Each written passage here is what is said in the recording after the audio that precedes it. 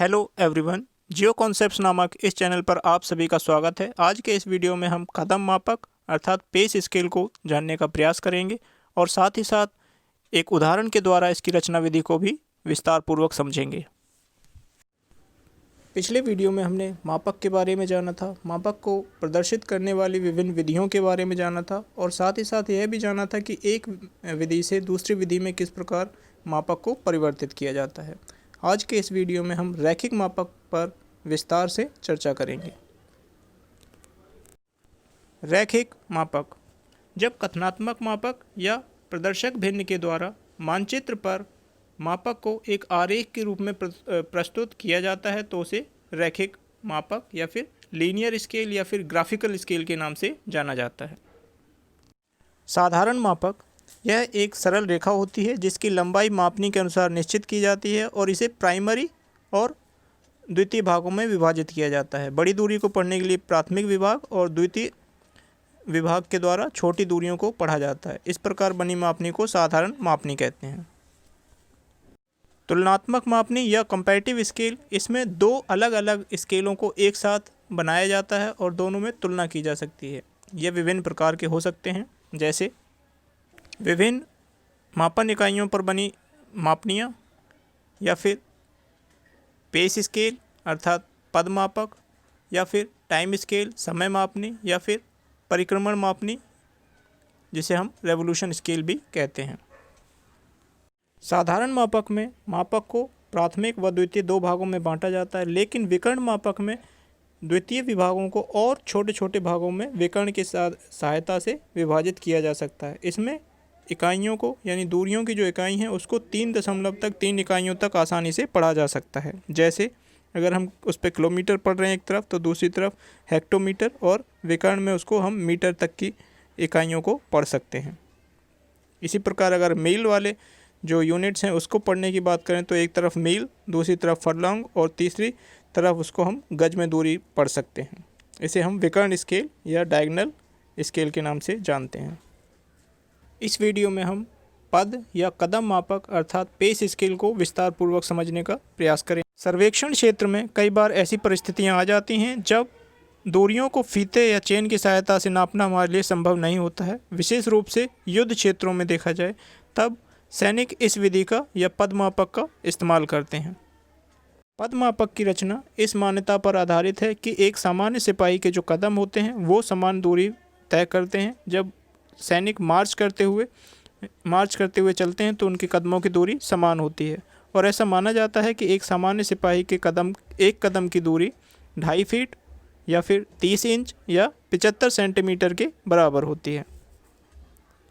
पद मापक में कथनात्मक मापक या प्रदर्शक भिन्न की सहायता से मापक की रचना की जाती है, जिसमें मापक के एक तरफ दूरियों को लिखा जाता है और दूसरी तरफ उतनी ही दूरी तय करने में कितने कदमों का इस्तेमाल किया जाएगा वो लिखे जाते हैं। इस प्रकार हमारा कदम मापक या पद मापक या पेस स्केल बनकर तैयार होता है। आइए पद मापक या कदम मापक की रचना विधि को एक उदाहरण के माध्यम से समझने का प्रयास करते हैं।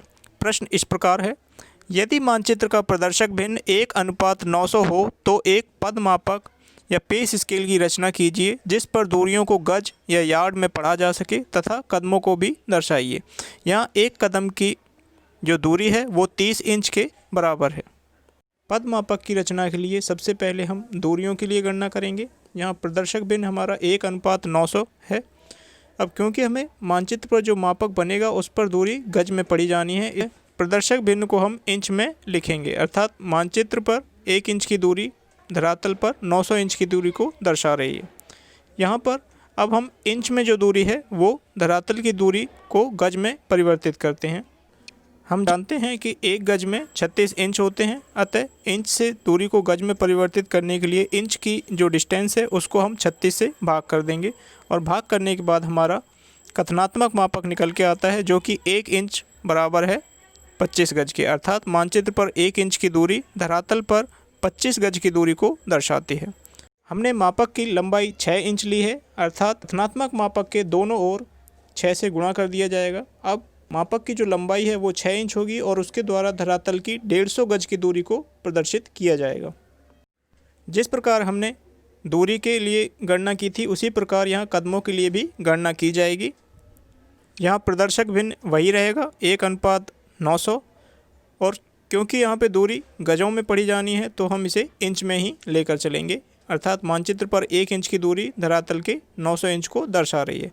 अब यहाँ हमें एक ध्यान देने योग्य बात यह है कि एक कदम की जो दूरी है वो 30 इंच के बराबर है, अतः इंच से जो हम दूरी है उसको हम कदम में परिवर्तित करेंगे, और इसके लिए इंच वाली जो ग्राउंड की डिस्टेंस है उसको 30 से डिवाइड कर देंगे या भाग कर देंगे, तब इंच की दूरी कदमों में परिवर्तित हो जाएगी। इस प्रकार हम देखते हैं कि जो कथनात्मक मापक निकल के आया है वो 1 इंच बराबर है 30 कदम के, अर्थात धरातल पर 30 कदम की जो दूरी है वो मानचित्र पर 1 इंच के द्वारा प्रदर्शित की जाएगी।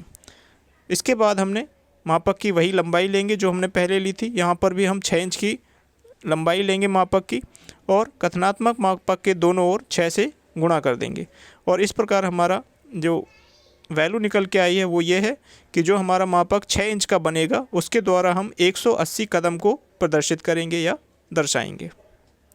आइए डिजिटल रूप से पद मापक की रचना शुरू करते हैं। जैसा कि आपको पहले भी बताया गया है, सबसे पहले हम प्लेन शीट के चारों तरफ एक बॉर्डर बनाएंगे 1 सेंटीमीटर का मार्जिन लेते हुए। फिर पेज के निचले हिस्से में लगभग 2 इंच का गैप लेते हुए एक 6 इंच की लाइन खींचेंगे, क्योंकि हमारा मापक की जो लंबाई है वो 6 इंच है। अब क्योंकि हमने 6 इंच का मापक लिया है, यानी मापक की जो लंबाई है वो 6 इंच है, तो हम इसे सुविधाजनक ढंग से 6 भागों में विभाजित कर लेते हैं, जो कि हमारे प्राइमरी डिवीजन्स कहलाएंगे। इस प्रकार से पहली 6 इंच की रेखा से आधा सेंटीमीटर का गैप लेते हुए 2 समानांतर रेखाएं और खींचेंगे, जैसा कि आपको स्क्रीन पर दिखाया जा रहा है। अब हमारे जो स्केल हैं या मापक है उसके 6 डिवीजन्स हो गए हैं, 6 प्राथमिक विभाग, और प्रत्येक प्राथमिक विभाग के द्वारा धरातल की 25 गज की दूरी को प्रदर्शित किया जा रहा है।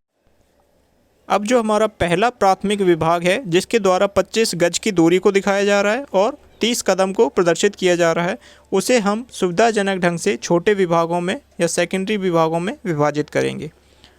तो हम 25 और 30 का एक कॉमन फैक्टर ले लेते हैं 5। तो हम पहले प्राथमिक विभाग को 5 बराबर भागों में डिवाइड करते हैं इस प्रकार से। इस प्रकार प्रत्येक द्वितीय विभाग के द्वारा 5 गज की धरातलीय दूरी को दर्शाया जा रहा है, और इसको तय करने में हमें 6 कदम लगेंगे। ये करने के बाद हम प्रत्येक प्राथमिक व द्वितीय विभाग के द्वारा दर्शाई गई धरातलीय दूरी व कदमों को वहाँ पर अंकित कर देंगे। मापक के ऊपरी भाग में हम कदमों को प्रदर्शित करेंगे, और मापक के निचले भाग में हम उसके द्वारा प्रत्येक विभाग के द्वारा दर्शाई गई दूरी को गज में प्रदर्शित कर देंगे, वहाँ लिख देंगे इस प्रकार से। अब जैसा कि स्क्रीन पर दिखाया गया है, तो प्रत्येक ऑल्टरनेटिव बॉक्स को काले रंग से डार्क कर देंगे, जैसा कि स्क्रीन पर आपको दर्शाया गया है, दिखाया गया है। मापक के नीचे केंद्रीय भाग में मापक का प्रदर्शक भिन्न अंकित करेंगे इस प्रकार से, और मापक के शीर्षक पर जैसा कि स्क्रीन पर दिखाया गया है मापक का नाम लिख देंगे पेस स्केल। इस प्रकार से हमने देखा कि हमारा जो पद मापक है या कदम मापक है वो बनकर तैयार हो गया। इस लेक्चर को ध्यानपूर्वक सुनने व देखने के लिए धन्यवाद।